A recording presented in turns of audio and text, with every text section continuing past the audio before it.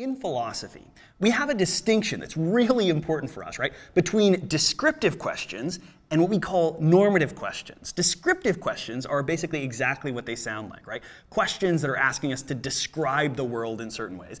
Normative questions are questions about evaluation. They're about meaning. They're about value. Let me give you a quick example to sort of sort out this distinction, right?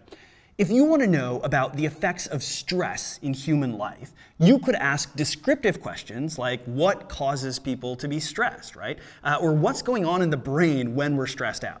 Or you could set these questions aside and ask more normative questions like, should we ever be stressed out? Should we seek out certain kinds of stress? Stress can be incredibly valuable in focusing our attention and our energy.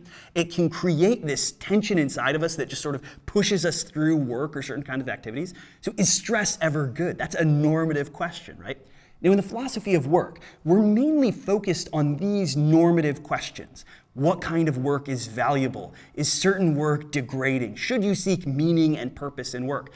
And I think of sort of asking these normative questions as opening a Pandora's box, right? Once you start asking them, they just seem to kind of fly out all over the place, and you can kind of lose track of any sort of sense of orientation. So what should you do? Well, here's one way of trying to make all of those questions more tractable.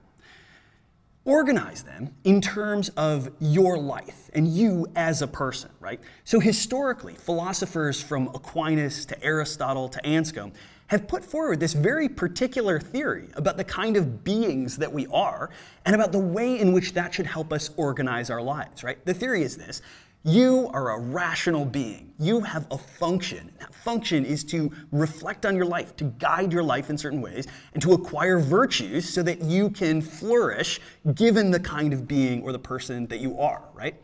Now, this is a really substantive way of asking and ordering all these different questions. And here's an example to show how it works. Okay, so suppose Frank, right? There's this guy, Frank.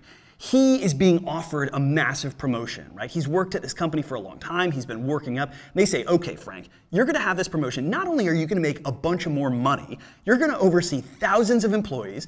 You're potentially going to have a huge impact on this global market. You could change the world. But Frank knows that if he does this, he's going to have to make certain trade-offs, right? He's going to have to quit his book club. He's going to have to devote a lot of his time and energy to his job. He'll have to quit his Buddhist meditative practices, right? He'll have to quit all of these things, right, that allow him to engage in contemplation, in sort of the life of the mind.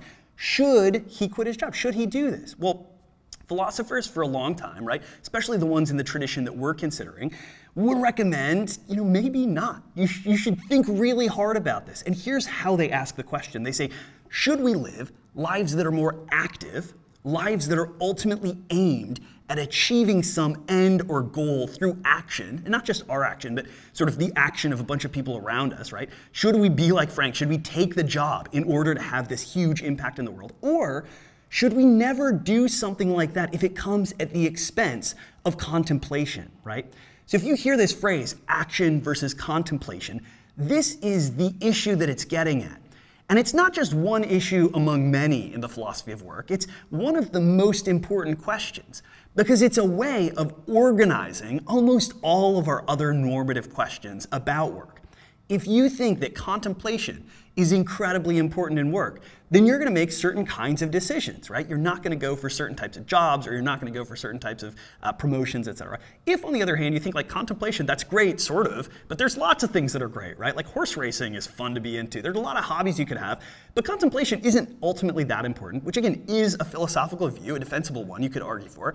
Then you might think, no, the life that Frank is leading, this life of action, or a life sort of outside of work that's more active, a life of political activism, right? Or a life where you're donating your time directly in a nonprofit or something like that.